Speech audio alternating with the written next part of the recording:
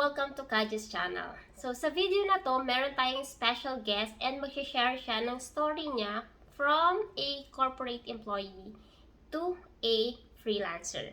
So, ngayon, tingnan natin kung ano ba ang nangyari doon sa last money niya na ininvest niya sa course ni Kaji and ano ba yung naging outcome. So, last money na daw niya yon. Nag-invest siya sa course ni Kaji kahit last na yon. So, ngayon, ano kaya ang nangyari after niya mag-enroll? So, kung interested kayo sa video na to, please keep on watching until the end. Do not skip para wala kayong ma-miss na tips and tricks na i-share ko throughout the video. So, without further ado, let's get started!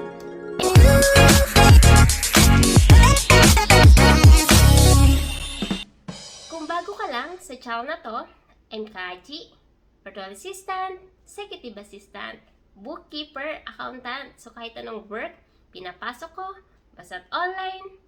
Kasi online work is amazing!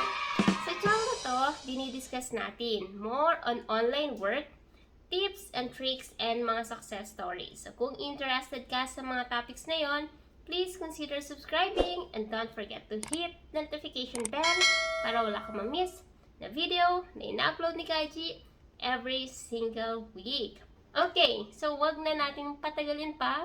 So let's welcome Yves. Hi Yves! Can you please say hi Hello. to our viewers and tell us a little bit information about yourself? Hi guys. So I'm Ives. I'm a fresh or newbie freelancer and a student of Coach Gaji. Okay, ayan. So, si Yves ay nag-enroll din sa course ni Kaji and ngayon ay meron na rin siyang client. So, Yves, before tayo mag-usap about dun sa client na yon, paano mo muna nakilala si Kaji?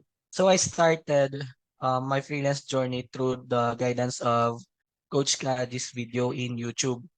And simula, syempre inaral ko muna yung ano yung about yung freelancing, ano ba yung pros and cons nito.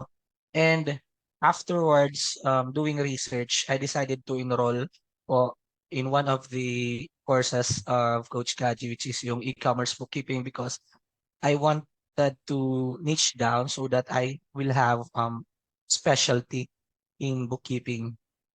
And by doing so, I've learned a lot in the course, and it helps me maximize my potential, especially my confidence with dealing bookkeeping tasks. So, dun mo nakilala si Kaji. So, ngayon, kumbaga, may previous experience ka na ba pagdating sa bookkeeping or wala pa? Bago ka maging Um, freelancer, ha? so way back in my corporate days, my experience is being an accounting assistant in the main branch. So whenever yung bookkeeper dun sa ibang branch is absent, kami po yung pinapadala and kami yung nagiging bookkeeper on that day. So mainly yung experience ko po doon was daily transactions, especially sa mga loan release, POS, and sometimes kung merong oras, bank recon, and inter-branch reconciliations. Pero ano siya, kumbaga may experience ka na ba sa Xero or QuickBooks before or nagamit mo na siya sa work mo dati, hindi pa? Hindi pa, coach, kasi ibang-iba yung softwares na ginagamit po namin dati. So ngayon, Ives, bago mo land si client, kumbaga ilang rejection ba yung na-experience mo before ka makaland ng client? Naku, coach, sa pagkakaalala ko po, for example, nag-send po ako ng applications for this month, around 500 applications. Pero, yeah, pero yun, malimit lang po magkaroon ng chance na to get the interview. And sometimes marireceive mong email is parang yun, we decided not to continue in the next process because merong mas qualified na Oo. person based sa skills and experience nila. So ang dami, coach, sobrang daming rejections yung na face ko, yeah, Oo. before Eh, landing the client. paano mo siya tinake, yung mga rejection na yun? Anong ginawa mo para ma-overcome yung mga rejection na yun? And para makaland ka O- ng client? Okay, so yung ginawa ko po coach is nag-self-assessment po ako. Tiningnan ko po muna kung saan ba ako lacking, ano bang Mm. problema, ba't hindi ako makalan ng client. So, syempre, binase ko na rin po ulit dun sa mga videos nyo po, sa mga tutorials nyo kung paano makalan ng client. And then, in-apply ko po siya. So, and to be honest guys, nag-message po ako personally kay Coach Kaji, nagpatulong po ako kung ano. Then yun, from those insights, kinumpile ko siya and binuhos ko na lahat, like inoptimize ko lahat ng accounts ko sa social platforms. And by God's grace, yun, nakahanap po ako ng client through Facebook. And doon naman sa mga rejections, tinake ko po siya as opportunity. Kasi opportunity to reflect on myself, paano ko ba mas mai-improve, paano pa ako mas mapapansin ni client. And it's a blessing already because nare-redirect pa po ako pupunta sa mas magandang opportunity or mas magandang client. So, tama yun. Kasi every time na ma-reject ka, magli-lead yan sa'yo sa mas magandang client. So, kahit makatanggap tayo ng rejection, it's part of the process. So, walang Mm, freelancer na hindi na-reject. Kahit may mm. experience is na-reject. So, part talaga yan ng process. So, Ives, ilang client na ba meron ka ngayon? So, I have one full-time client po as of now, and so far in the future, I want to add some more clients po. Especially And, in our course na-enroll ko po sa inyo, which is yung e-commerce po. alright. And, Ives, curious lang ako. Kasi, di ba, nagkaroon ka ng client. So, ano yung mga changes na nangyari sa life mo nung nakakuha ka na ng client? Kung i-compare mo yung income mo sa client mo ngayon, sa freelancing, dun sa corporate job mo, anong masasabi mo? And meron ka bang mga benefit na nakuha sa pagiging freelancer? Kasi minsan yung mga client natin is very generous, o kaya naman, lagi ka nilang pinupuri, or may mga ganun bang Mm, cases na nangyari sa'yo? mm. So, meron pong mga factors or like changes na experience ko po when nung nakalanda po ako ng client. So, first thing is yung mindset ko talaga. I mean, yung paano ka po magtrabaho kasi being in a corporate back then, iba po kasi pag katrabaho mo na is yung ibang lahi. Mas parang for me, mas nag-boost po yung professionalism ko po when it comes to doing bookkeeping tasks. Mas naging detail-oriented, parang mas naging resourceful po ako. And doon naman po sa clients, may na-experience po ako na nakaka-receive po ako ng feedbacks like, congratulations for this job, thank you for doing this and that. Siyempre nakakataba po ng puso pag nakaka-receive po tayo ng ganong mga salita. And yun din po yung parang mas nagpapagana po working in freelance. And aside from that, bonus na lang po kasi yung sa akin po sa client ko po, nung mag-start pa lang po ako mag-work sa kanya, so binigyan po niya ako ng $300 na reimbursement para lang ma-comply ko lahat ng tools na gagamitin ko po sa pag-freelance. Wow! So, bumili ka ng Ah, laptop or Um, so, yung binili ko po is spare monitor, USB adapter, extensions, lamesa, tapos oh? yung saktong upuan. Oo, wow. Opo. So, may mga ganyan talagang clients na Mm, kumbaga i-help ka nila para makapag-start ka din ng mm, ganitong career. So, bukod dyan, alam ko hindi lang yan yung mga benefit na nakukuha ng nating mga freelancer. mm. So, ah so kung i-compare mo yung life mo before sa life mo ngayon, ano masasabi mo? Masasabi ko lang coach, mas comfortable na po ako ngayon and less stress kasi unang-una dun sa corporate world, um, ha, yung pinaka problema hassle po sa umaga, 'di ba? Like Mm-mm. kailangan mo magising ng early para lang makaabot ka dun sa jeep or bus man 'yan. So yung hassle or stress mo in commuting is natatanggal na po. Instead yung oras na ginugugol natin sa pag-commute, nagugugol na lang natin sa like paggawa ng breakfast or paggawa ng chores sa umaga or di kaya makapag-extend ng relax for you to prepare ng maayos when you will start your job. And aside from that, coach, syempre iba rin po kasi yung panahuran dun sa corporate world at saka dito po. So, masasabi ko na um, sabihin natin worth it lahat ng hirap, stress or syempre may stress yung stress nandiyan lang yan eh. Hindi yan mawawala. It's up to you how you will manage the stress. And pero yung stress na yun is really worth it because of the compensation na marireceive mo and yeah, because of the feedbacks na makukuha mo compare dun sa corporate days.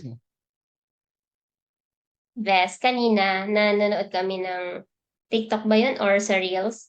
And napanood ka namin. So, napanood ka namin. So, nung mga staff ko, sabi niya, uy, tita, si Ives, sabi ko, patingin, anong meron sa kanya? So, from this, ano yun eh, parang natutulog ka. Transition. Opo, Oo, opo, coach. dito, tapos sa ganitong ano Oo, na. So, I'm opo. just happy for you kasi nakita ko nga Ate. yung changes na nangyayari sa life mo kasi dahil sa freelancing. Actually, Yeah. ano lang yung coach is, yung, so nagsimula ako sa maliit na boarding house, sa isang sa maliit na room until nakaya na ng income ko. So I decided to mas kumuha ng mas comfortable na place.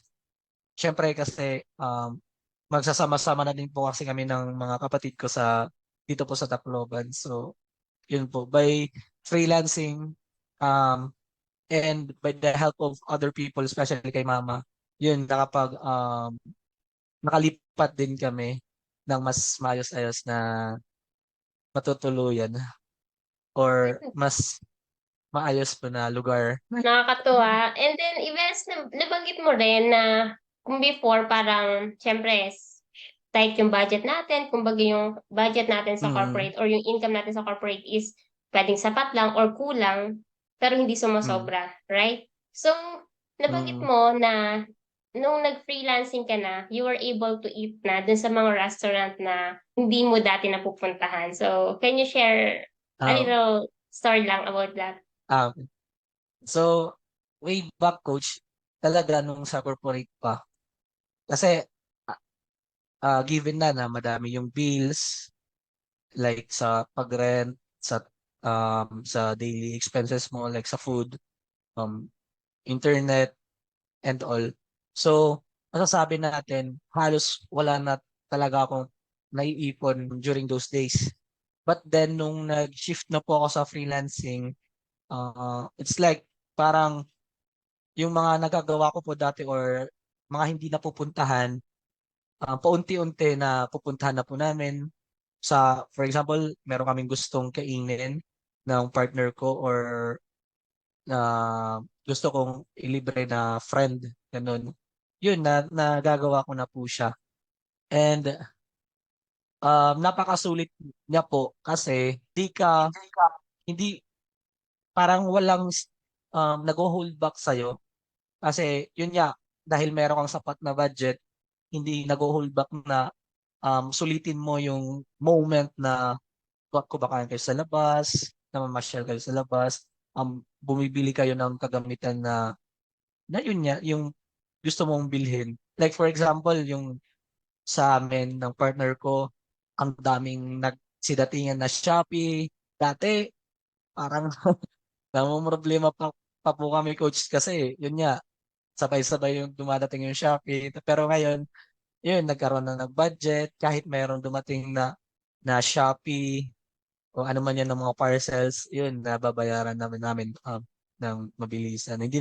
Wala na kaming burden or stress na na-encounter sa mga ganung bagay. And I'm so happy for you, Ives, and sa partner mo. And anong masasabi mo sa mga nanonood ng video na to na they are considering to shift their career sa freelancing? So, ano yung masasabi mo sa kanila? Or any advice na bibigay mo sa kanila? Okay. Okay. So, masasabi ko lang is, yung freelancing po ay hindi siya talaga madali. You will actually put 100% dedication, consistency, and effort para magtuloy-tuloy ka sa freelancing journey mo. But yet, there are ways na magbibigay sa'yo ng tulong, which is yung sa aking part, nag-join po ako ng isang community, which is yung kay Coach Kaji, yung Kaji's Keeper Skipping. And na from time to time, parang meron ng mentorship, like you can ask free and sasagot po si coach sa mga tasks na di ko maintindihan, sa mga binibigay ni clients na di ko maintindihan. So, it's a matter of dedication, consistency, and guidance with the right community, passion. Like, um, syempre sa pag-freelance din nga, sabi ko, ang daming rejections na na-encounter ko. And actually, almost I decided na mag-quit na in freelancing journey and magbalik po sa corporate world. But then, yun nga, by the help of these people, na-overcome ko po yung situation ko po na yun. And yun nga guys, wag lang talaga kayo mawawala ng pag-asa. Kasi each time passes by, as long as you have faith in yourself and kay Lord and lahat-lahat sa mga taong tumutulong sa'yo, which is yun yung parang why mo sa freelancing journey mo, makakaya mo, makakaland ka ng client. Siyempre, it's a matter of do the job um, in our own Yes. terms. Yes. Kasi So, hindi naman kasi basta-basta na lalapit si client unless yung profile mo or your experience mo is tenured na or expert ka na sa ganitong industry. ayan. So, thank you so much, Ives. So, actually, naalala ko si Ives ng mga time na parang down moment ba? Mga down time niya. So, kasi parang gusto na talaga niya na bumalik. Kaso, ang mindset ko kasi, since na-startan mo na, dapat Mm. focus ka and alam mo kung ano talaga yung goal mo. Kasi once na mag-start ka na and babalik ka pa, so parang gusto mo bumalik dun sa dati mong life, sa dating experience na meron ka. So, kaya ka nag-take ng course or gusto mong mag-shift kasi gusto mo ng change. So, kung ikaw mismo parang mag-give up, then syempre yung change na hinahanap mo is hindi mangyayari.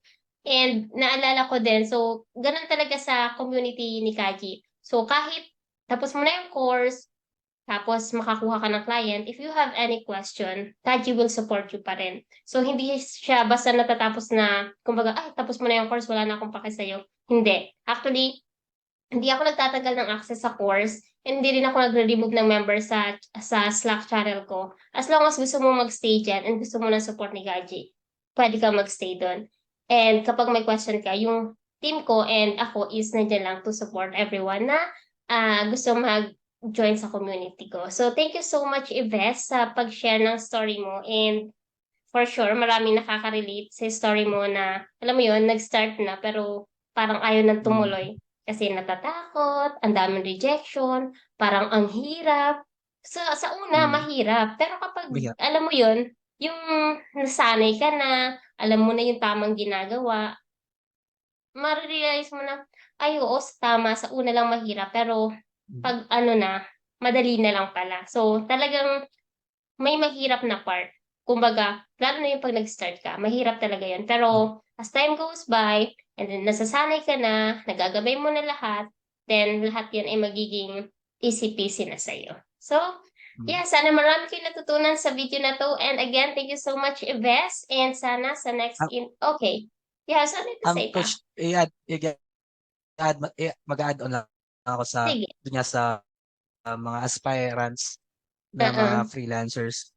So guys, dyan po sa mga aspiring freelance bookkeeper, masasabi ko po it's all worth it po when you enroll po, especially yung course po ni Coach Kaji, kasi ako rin sa simula po natatakot po ako, like pag mayroong job post, pag binabasa ko po yung job descriptions, parang ano to, parang di ko kaya, but then through this help of the course, um marirealize mo ang dali lang pala, parang ang pinaayos lang yung job description, pero same pa din naman yung parang gagawin mo dun Uh-uh. sa um actual na ginagawa dun sa course.